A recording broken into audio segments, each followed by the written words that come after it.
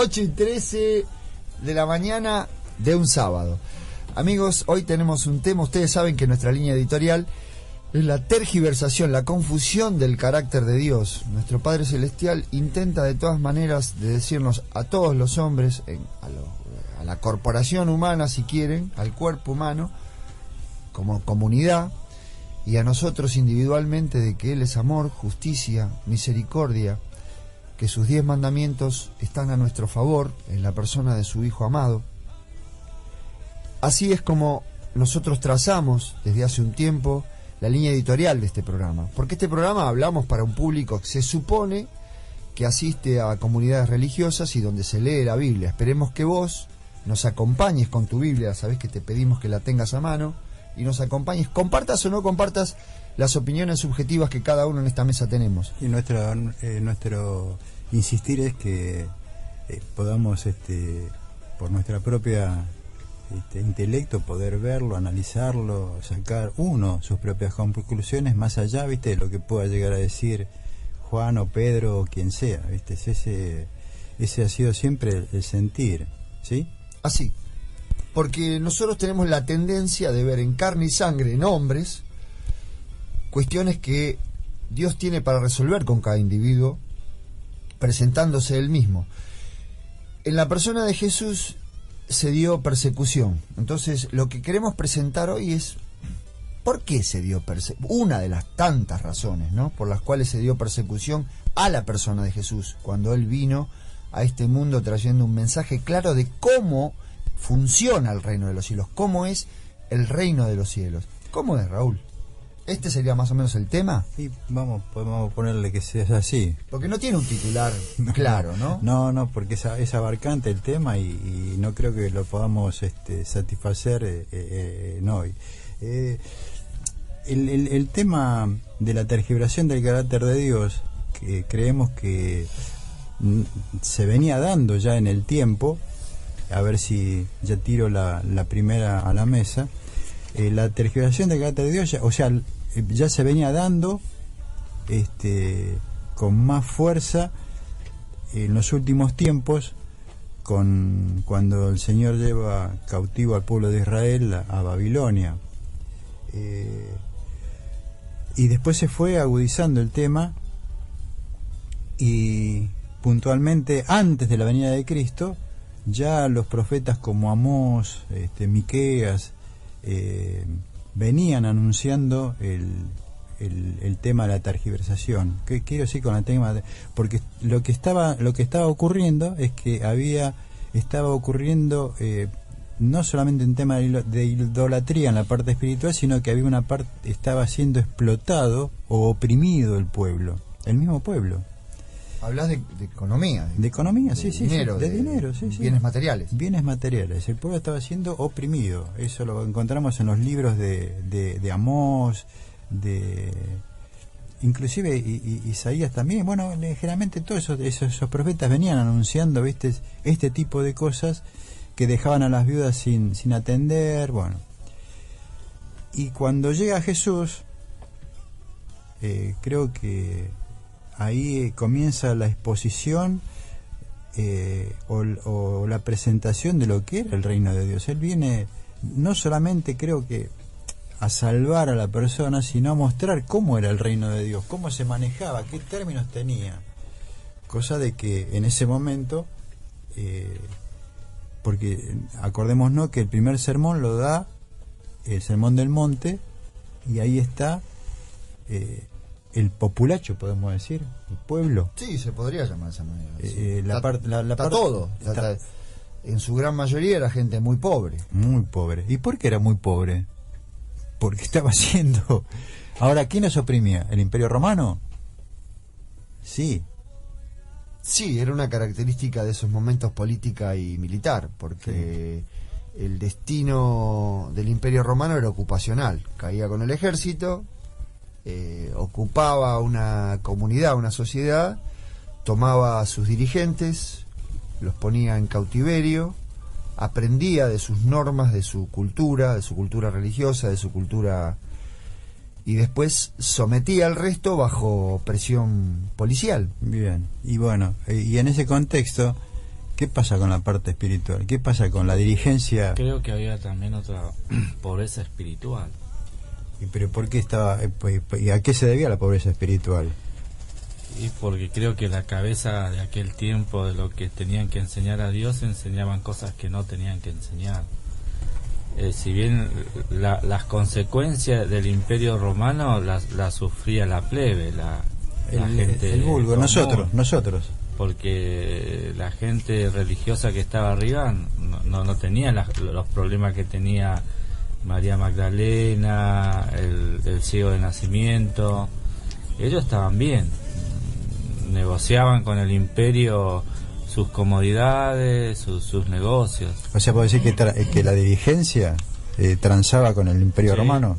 Sí. ¿Vos qué decís, Johnny? Sí, obvio, me parece que eso va de cuajo, pero me estaba preguntando, porque vos mencionaste algo que todos tenemos en la cabeza, que es los romanos colonizaban, digamos, o mantenían su imperio, y tenían la característica de mantener su imperio no en términos, o no de oprimir en términos quizás culturales o religiosos. Los libros cuentan que el Imperio Romano ocupaba el lugar y ponía reglas, algunas reglas sociales, financieras. Podríamos decir como el Fondo Monetario Internacional o parecido. No quería hacer la comparación. Y ya que metimos la pata, vamos a meterla toda. Pero no imponía reglas, no imponía cosas culturales y religiosas como si lo habían hecho otros imperios, donde venían y te imponían su dios. O por ejemplo, en Babilonia, Daniel tenía que arrodillarse y adorar al rey, porque al rey se le ocurrió sacar ese edicto, y bueno, con Roma no pasaba eso.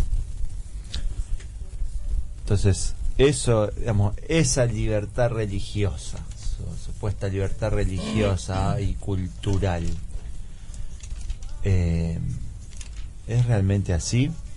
Digo, cuando Jesús vino, dijo, no, bueno, está bien, pero acá cada uno puede adorar al Dios que quiere, ¿no? Tampoco esto es una opresión religiosa.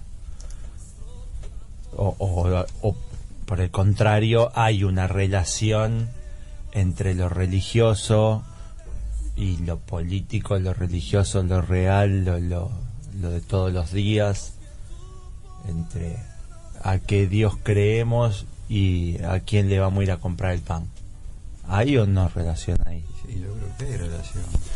Para mí hay plena relación, porque si vos, no sé, escarbás un poco en cómo, en las primeras leyes, después de los 10 mandamientos dados a Moisés, como pueblo, como nación, el pueblo de Dios tenía reglas claras al respecto de cómo manejar lo material, pero claras, no confusas. Ahí no había tergiversación.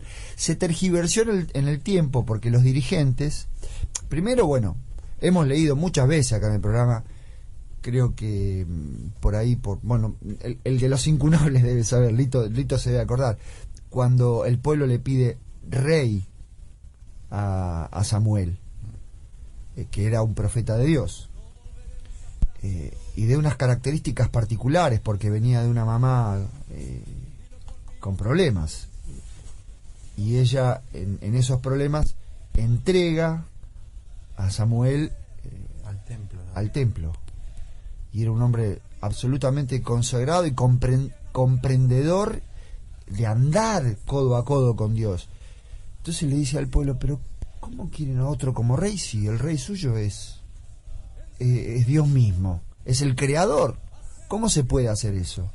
Un hombre quieren, sí, como los otros pueblos, dice el pueblo, porque los otros pueblos tienen un rey, un dirigente que dice cómo van a ser las finanzas, cómo va a ser la guerra, cómo nos vamos a tratar con los otros pueblos. Así queremos, alguien que veamos. Y así le fue.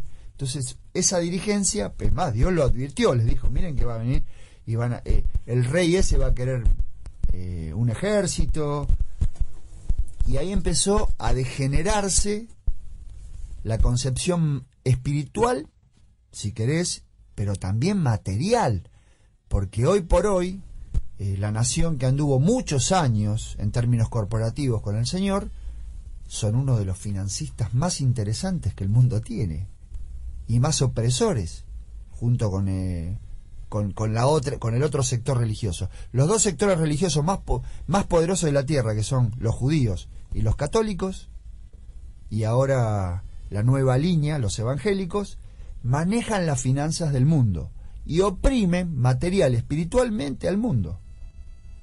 Bueno, porque evidentemente, ¿por qué se produce ese cambio drástico?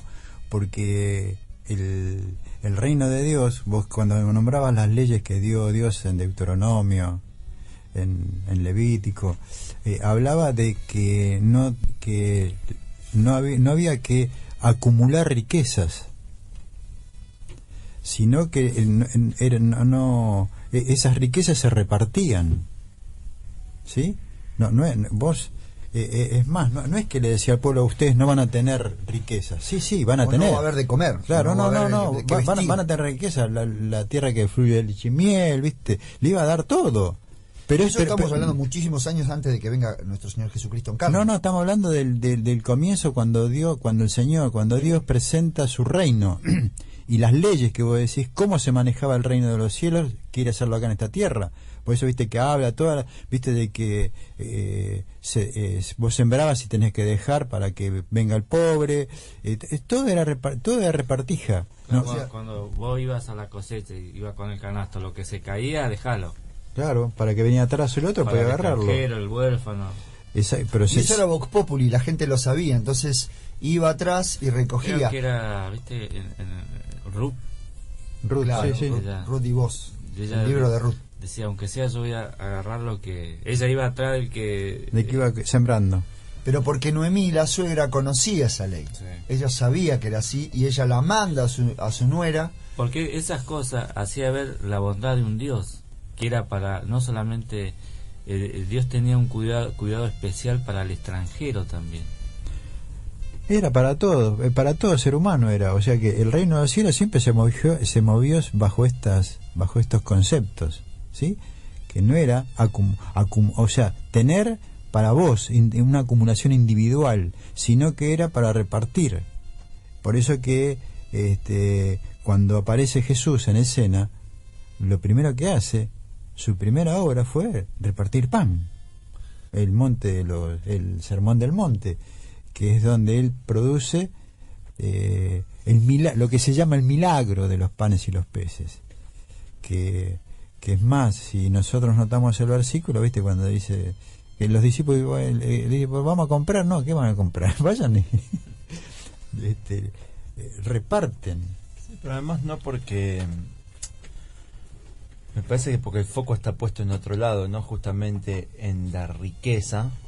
O sea, no porque los bienes materiales tengan un valor que conviene que esté repartido, sino porque la riqueza no está en los bienes materiales.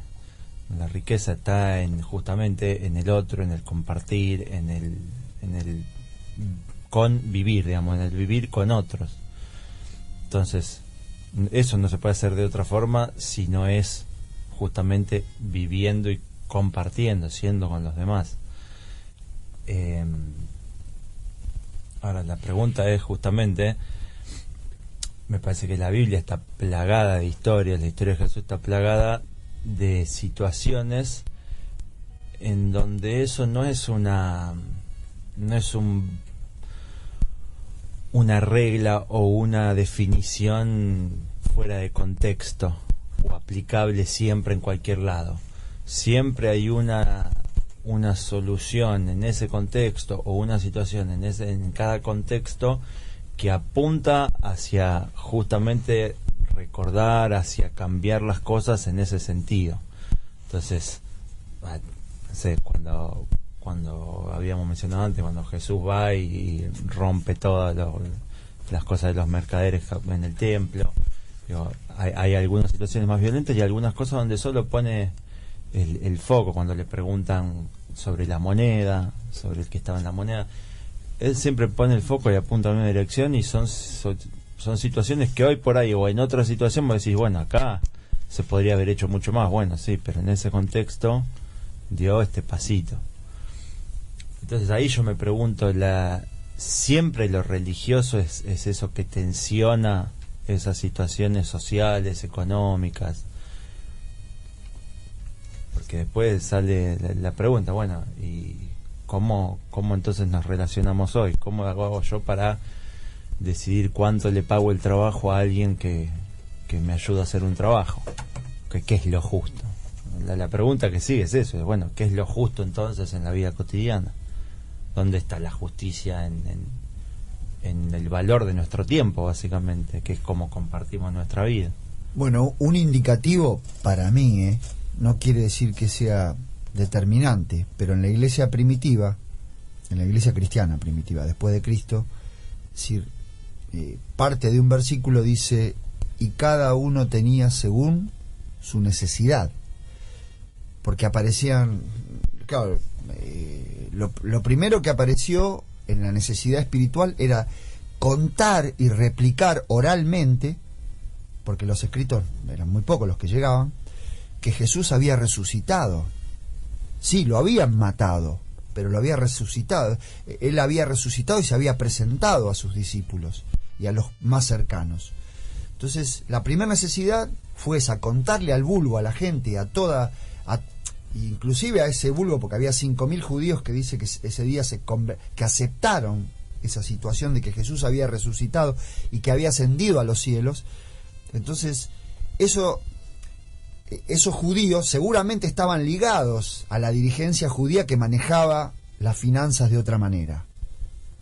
En la iglesia se da esto, que aparece, mientras ellos predicaban, la necesidad de que aparecían huérfanos, viudas, gente que necesitaba, que no tenía. Entonces ellos, bueno, dispusieron una cantidad de gente que dijeran, bueno, los bienes, porque había gente que vendía las casas. Claro, al descubrir el reino del cielo ya la eternidad tiene otro sentido para mí, qué sé yo, un kilo de hierba no es nada, si yo quiero vivir para siempre.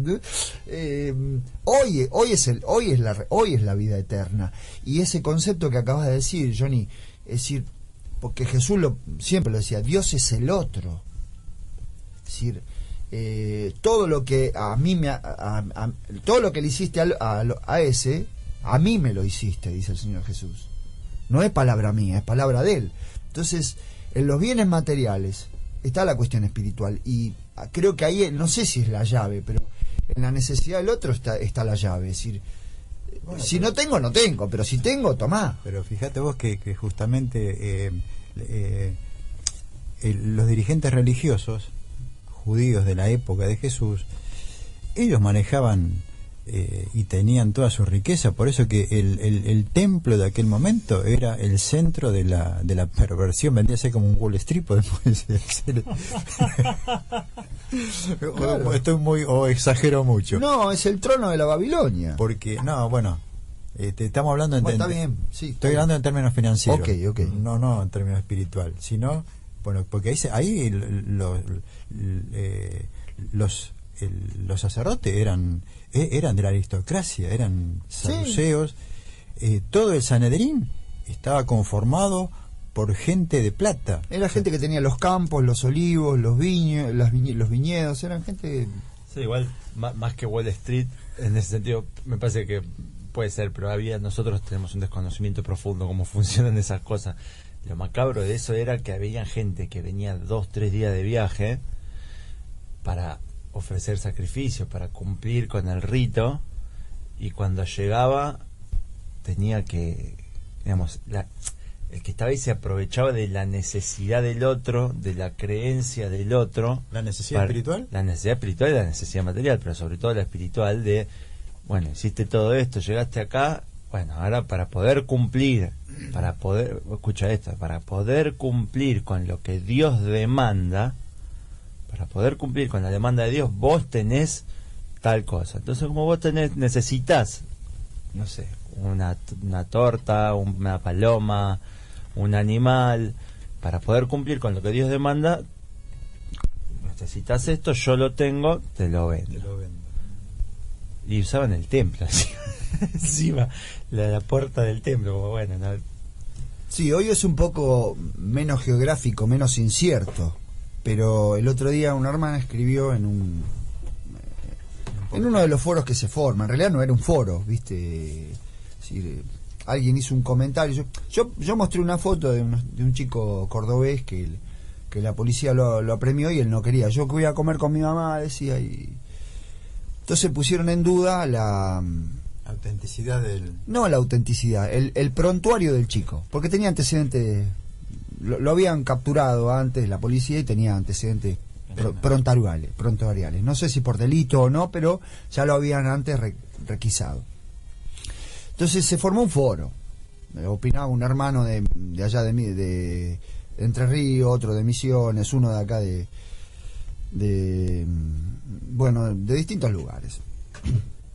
Y una hermana, que es de ahí de Alsina, pone, porque yo puse, miren hermano, no discutamos más, es decir, porque en definitiva cada uno tiene su posición y para cada uno es válida. Lo que es cierto es que Cristo vive, y la hermana, qué bien, por privado, viste que hay un responder y un me gusta, bueno, en el responder pone, sí, pero a mí me falta para ser como Cristo. Entonces, bueno, no, lo expresó públicamente, pero esto es más o menos lo mismo, Johnny, lo que vos decís. El tipo venía vamos a suponer, de África, cruzaba el Mar Rojo, llegaba a la puerta del templo en Jerusalén y le faltaba el palomino, vamos a poner que tenía 2 dracmas. Y no le alcanzaba ni para comprar, sí le alcanzaba para comprar la paloma, pero si él pensaba en un cordero no lo podía comprar. Y esto es lo mismo. ¿Cómo te falta para ser como Cristo? ¿Se entiende lo que digo? Entonces yo le digo, mira hermana, Dios te mira como a Cristo. El Padre Celestial te mira como a Cristo. Es decir, eso es un regalo. Y el que lo rebaja es el mundo dirigencial y religioso. Creo que por eso la pobreza, más allá de la pobreza económica, era la pobreza espiritual. Creer que uno estaba demasiado lejos de Dios. Creo que hay una teoría griega que el hombre, para llegar a ser Dios, se iba perfeccionando. Sí, claro, sí. Claro, y cuando el Señor viene a predicar el Evangelio es todo lo contrario. Dios se hace hombre. No es que uno tiene que elevarse, sino que Él desciende y se humilla. Es que bueno, los fariseos y la dirigencia sacerdotal de ese momento tenía esa concepción, viste, de que yo creo que cumplía, viste, que por eso también es importante que uno pueda predicar este Evangelio de la gracia, porque es lo único que puede modificar cambios en tu vida estructurada, porque todos estamos envenenados con esta forma de ser.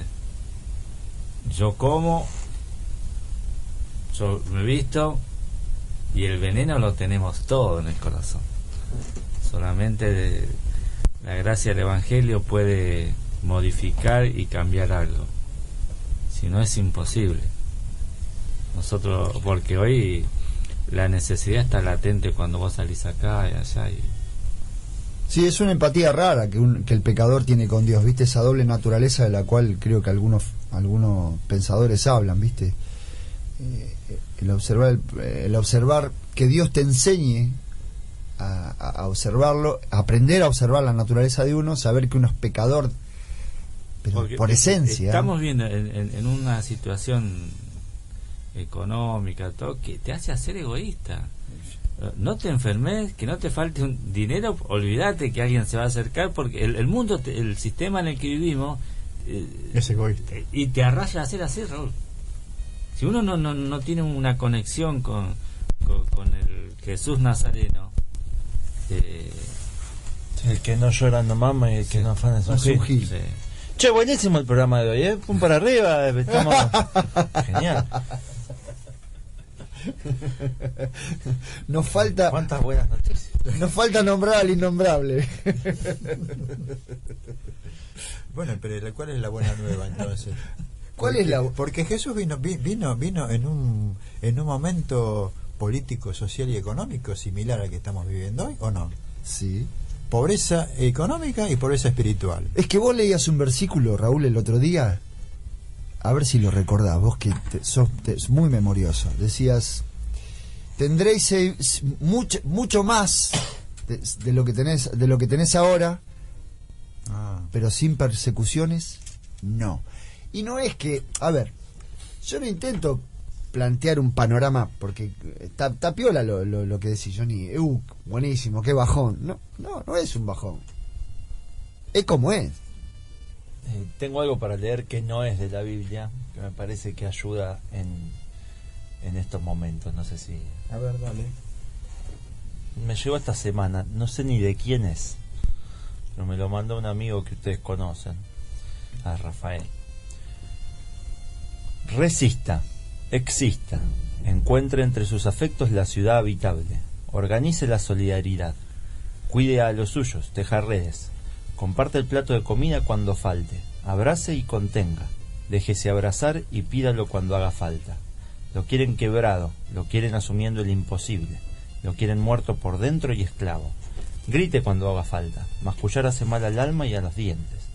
Renuncie a la resignación, anuncie la exasperación, contagie. Camine 2 cuadras de más, pero elija siempre a los propios. Cada cual merece el jugo de los trapos que no lava. Esto es parte de la justicia. No practique la empatía con los hijos de puta. Puede convertirse en uno de ellos. A la estética, ética. Esquive la anestesia. Diviértase, pero no se entretenga. No se acostumbre. No se acostumbre. No se acostumbre. Exista en la identidad. Resista la autoridad. Encuentre entre sus afectos la ciudad habitable. A mí me gustó este texto, sobre todo para estos momentos así donde uno no sabe bien cómo van a resultar las cosas, qué puede hacer, por dónde empezar, cómo se desarma la maraña esta en la que estamos metidos, cómo terminar cómo hacer para dejar de competir un poco. Porque lo que decía Néstor, nos la pasamos compitiendo todo el tiempo y como pareciera que la única forma de obtener algo placentero es ganándolo, donde no hay un poco de descanso si uno no se lo gana. Entonces, y para ganar hace falta competir, y para competir siempre hay alguien a quien ganarle, y la verdad que bueno, bastante pero Quería leer algo que dice en el libro de Marcos. Dice, creo que está en Marcos 10. Dice, en aquellos días, como había una gran multitud y no tenían qué comer, Jesús llamó a sus discípulos y les dijo, tengo compasión de la gente, porque ya hace 3 días que están conmigo y no tienen qué comer. Y si los enviare en ayuna a sus casas, se desmayarán en el camino, pues algunos de ellos habían venido de lejos. Creo que acá vemos a un Dios compasivo. Sabía de la necesidad y de lo mal que la estaban pasando esta gente que lo había seguido. Y acá vemos la gran diferencia entre Jesús y el pensamiento religioso de aquellos días y creo de hoy, ¿no? Él tiene compasión de vos en esta mañana que estás escuchando, Él sabe de tu necesidad, Él la sabe. No es un Dios olvidadizo. Él sabe que lo seguís y que Él está preocupado por tu necesidad que tenés en esta mañana. Lo que ocurre es que también uno, ante vos, Johnny, hablaba cómo salimos de esta maraña. Otra de las consecuencias de la tergiversación del carácter de Dios fue la asepsia. ¿Cómo es eso? ¿Cómo la asepsia? Es que te evadís de la realidad. Vos te centrás en Dios. Eso está mucho en los hindúes, ¿viste? Que lo conversamos otro día, ¿viste? De que inclusive hoy, ¿viste? Hoy la asepsia religiosa está, bueno, yo me voy al templo, ¿viste? Si le pido a Dios que me hago ayuno, ¿viste? Medito, oro y me pongo en conexión con Dios, ¿para qué? Para que satisfaga mis necesidades, ¿no?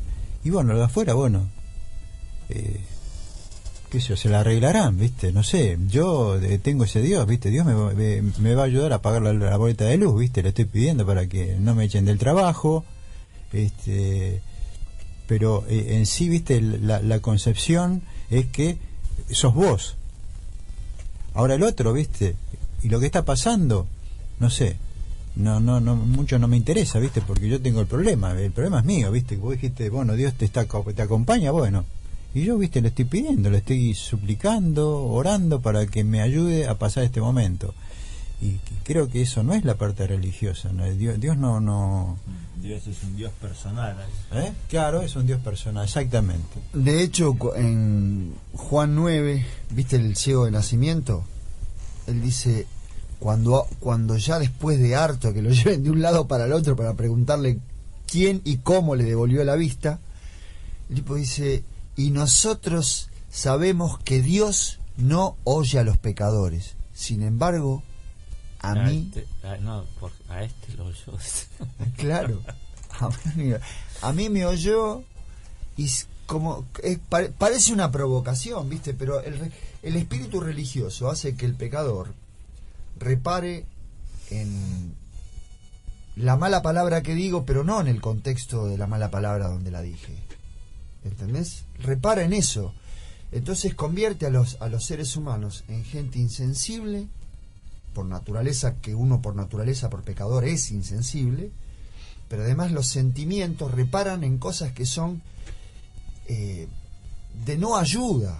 Y no ayuda a nadie. No te hace compasivo para nada, porque en el relato que vos comentabas, Walter, debería estar saltando de alegría los dirigentes por lo que había hecho, por lo que había pasado. Y no, y empezaban a buscar, a escarbar y... Con Raúl lo hablábamos pero en la es una semana. religión de porquería, basura. Pero vos sabés que lo hablábamos en la semana con Raúl y Johnny, Jean, Néstor, a ver si lo comparten con nosotros, oyente. Lo que pasa que Jesús vino a irrumpir y quebró el estatus establecido. Si lo quebró, le dio en el corazón al estatus, ¿entendés? Sí. Porque ellos lo tenían sujeto al ciego pidiendo limosna, entonces el tipo no jodía, no bromaba, estaba ahí tirado, bueno, le damos 2 monedas, que tipo no va a decir nada. Ahora cuando Jesús le devuelve la vista, el tipo empezó a ver cómo eran las cosas. Y estos ñatos, que tenían sujeta las finanzas, y no solo las finanzas, las conciencias de la gente. El problema es la conciencia. Bueno, ahora, Raúl, no, está bien, no, pero que ese es el tema, adormecer la conciencia. Vos fijate que hay una famosa frase de Marx que decía o dijo, la religión es el opio de los pueblos. ¿Pero por qué? Porque están dormidos, ¿viste? Están pensando en uno, ¿viste? Caemos al templo a pedir, bueno, vamos a orar, ¿viste? Tenemos que orar. Y con orar solucionamos todo, ¿viste? Que le pedimos a Dios para que venga y dé reparto. La otra vez una mujer en la feria decía, y bueno, pero yo ayudo a los pobres.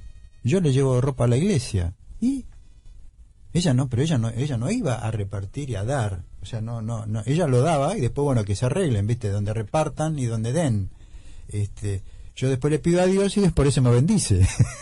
Yo tengo trabajo porque yo ayudo a Dios, ¿ves? Yo no estoy al margen de ayudar a Dios. Esa concepción, ¿viste? De personalismo que estábamos hablando recién, y que el problema está en que lo que había dicho al principio, la acumulación de riquezas, la acumulación de plata. Vos tenés que guardar, tenés que comprar dólares, es para vos, ¿viste? Y Jesús, cuando vino, dio, creo que un mensaje total, porque el reino de los cielos es pensar en el otro. Pensar en el otro, estamos hablando en todo. Es un todo, ¿viste? Yo vengo y bueno, ¿qué te hace falta a vos? Plata. Y bueno, si tengo te doy. ¿Qué te hace falta? Un consuelo espiritual, te lo doy también, ¿viste? Es un todo. Bueno, acá los dejo. ¿A dónde nos deja, amigo?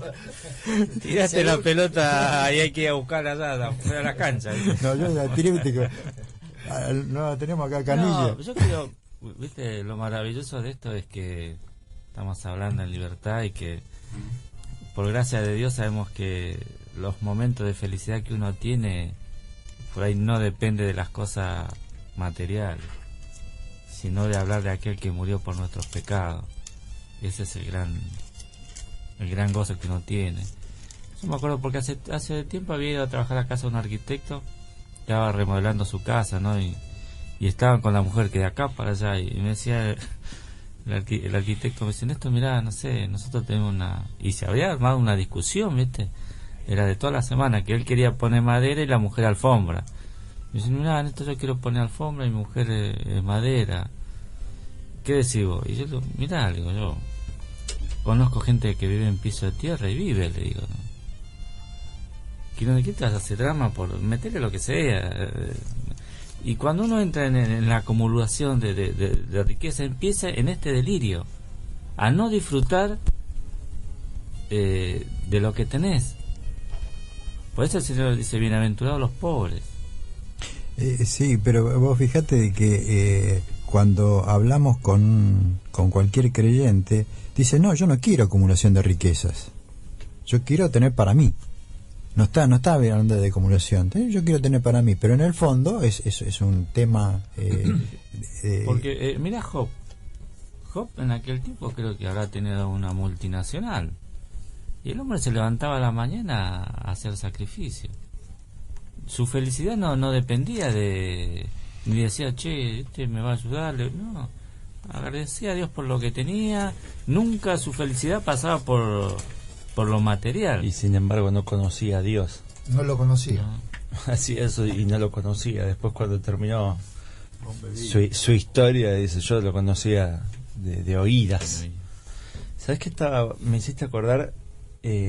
Hace poquito leí la frase completa de Marx acerca de la religión del opio de los pueblos. ¿Puedo leerlo? Puede leer. Porque suena en otro contexto. El texto completo, ese párrafo completo dice: la alienación religiosa es una alienación de segundo grado. Expresa en forma de teoría justificativa lo absurdo que la hace nacer. La alienación religiosa tiene su origen en la alienación económica y no podrá superarse mientras no supere esta. La lucha contra la religión es una lucha contra aquel mundo cuyo aroma espiritual es la religión. La miseria religiosa es, por una parte, la expresión de la miseria real y por otra, la protesta contra ella. La religión es el suspiro de la criatura oprimida, el corazón de un mundo sin corazón, el espíritu de una situación carente de espíritu. Es el opio del pueblo. La superación de la religión como felicidad ilusoria del pueblo es la reivindicación de su felicidad real. El llamado para que el pueblo se deje de ilusiones acerca de su condición es el llamado a que termine con un estado de las cosas que necesite ilusiones. La crítica de la religión es ya, en embrión, la crítica del valle de lágrimas santificado por la religión.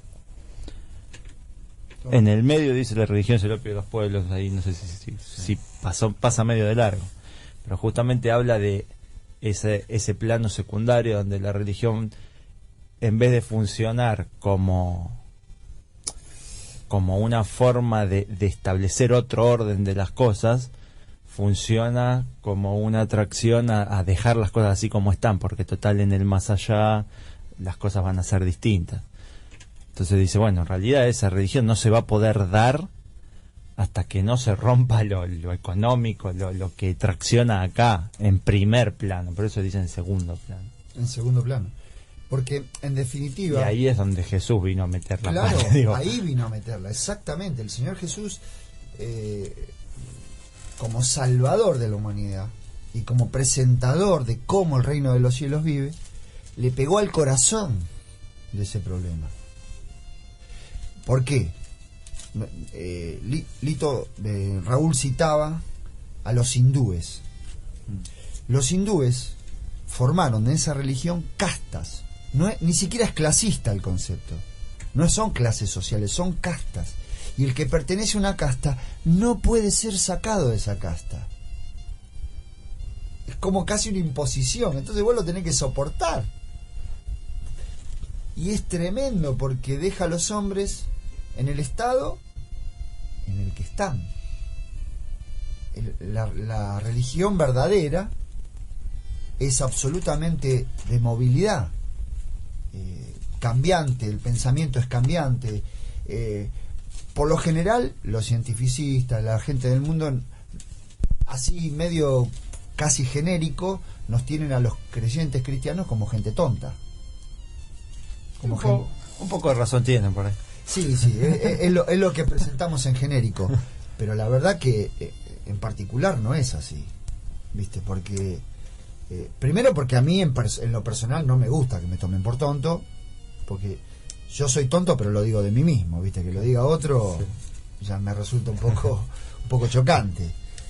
Entonces, si me lo dice, por lo menos que argumente dónde está mi tontería.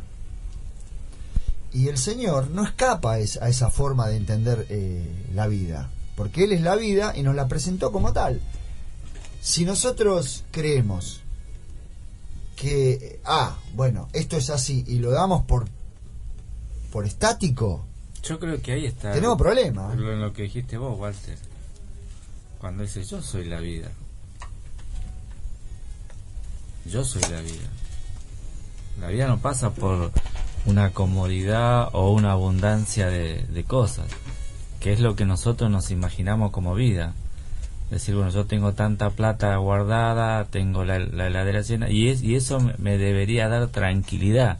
Y mentira, eso no te da tranquilidad. Yo creo que la mayoría conocemos gente que está bien económicamente y está vacía, está mal, porque es como dijiste vos, Walter, como dijo el Señor, yo soy la vida. Y eso es lo que Dios quiere a través de su palabra, hacernos entender que Él es la vida. Él es la vida. Bueno, pero para poder, yo digo más que entender es creer y aceptar. Lo que es la persona de Dios. Porque el problema que yo veo es que el grave problema es que en el fondo no se confiaba en el Señor. Se confiaba en el plano espiritual, en lo que yo podía hacer para alcanzar a Dios, y en el plano económico, lo que yo puedo tener para poder ser. Y vos fijate de que en el caso puntual espiritual, cuando el pueblo de Israel salió, o Dios lo saca de Egipto, les dijo, ustedes confíen en mí, yo lo saqué. Entonces el pueblo se empezó a quejar, todos conocemos la historia, y dijo, bueno, pero ¿por qué claman a mí? Si yo lo traje hasta acá. Ustedes tienen que confiar en lo que yo les dije, en lo que yo les prometí, en lo que yo soy. Estamos hablando de la parte espiritual y material. Vos fíjate que en el caso de los discípulos, ya finalizando su alocución Jesús, cuando con el joven rico que habíamos estado nombrando, que Jesús dice, bueno, mire, es muy difícil que entre un rico al reino de los cielos. ¿Por qué dice que era difícil que un rico entre? Porque ese rico no confía en Dios, sino que confía en la riqueza. Y vos fíjate... Perdón, no solo difícil, da un ejemplo para difícil, es más fácil pasar un camello por el ojo de la cerradura, o sea, no difícil. Me parece que difícil, claro. Que pasar un camello, licuar y pasar por ahí. No, solo quería hacer ese perdón. Está bien. Ahora fíjate que los discípulos, en esa conversación que tienen, nos quedan 2 minutos, le dice, bueno, pero nosotros hemos dejado todo. Y está bien, le dijo, bárbaro. Pero ¿qué es lo que habían dejado todo? ¿Qué es lo que le quería significar? Miseria. Y Pedro no tenía nada. No, pero ponía cabeza abajo y le sacaba una moneda. No. ¿Qué dejó? Nada. No, dejó todo. No, porque no está hablando, no se está refiriendo a la parte material. Se está refiriendo a la confianza en él, porque Pedro confiaba en él, más allá de la riqueza. Había dejado toda su historia atrás, había dejado todo lo que él alguna vez había pensado que tenía que hacer para ponerse a hacer otra cosa. Y ahí es donde yo venía con esto también de la ilusión. Pareciera que todo lo que hacían o todo lo que se hace en esos términos siempre esconde en el fondo la búsqueda de decir, bueno, vamos a hacer todo esto, pero porque después la retribución a todo esto va a ser mejor. Y eso impide justamente disfrutar de las cosas en ese momento y del porvenir real, porque en realidad se sigue negociando. En realidad se sigue usando eso como una mercancía. Bueno, pero ¿por qué? Porque vos estás confiando en lo que vos podés lograr. Sí, o en lo que Dios puede lograr con nosotros, pero siempre es la paga de algo y no de algo que ya está concreto y de algo que se puede disfrutar ahora. Siempre va a ser el porvenir de algo que estamos negociando y que si somos mucho mejores, no se rompe con esa estructura del negocio y del merecimiento. Y es lo que había dicho él al principio, lo que había dicho Walter. Lo que se manejaba era entre, digamos, los primeros cristianos, la primera iglesia, las necesidades, no los merecimientos. Bueno. La verdad que espero que te haya provocado lo mismo que nos provocó a nosotros este pequeño debate al respecto del carácter de nuestro Señor y de cómo viven en el cielo, y que el Señor nos ha hecho eterno, a vos pecador, a mí pecador. Bueno, despedite vos. No, yo quería decir que esto es para que impulsar, viste, que cada uno pueda analizar y ver realmente, buscar y ver cómo es el Señor, viste, porque yo tengo una idea de cómo es el Señor, tengo una visión, como tiene Néstor, como tiene Johnny, cada uno, tenemos una visión, pero el Señor nos quiere mostrar la gran visión, y yo creo que, digo, viste, pasa por la confianza, viste. A mí, si confío en mí, en lo que yo hago, o si confío en el Señor. Bueno, nos despedimos, Walter. Sí, amigos, creyentes o no creyentes, hermanos, amigos, pareciera, como dijo Johnny, que nosotros hemos presentado un panorama de bajón, pero no, amigo.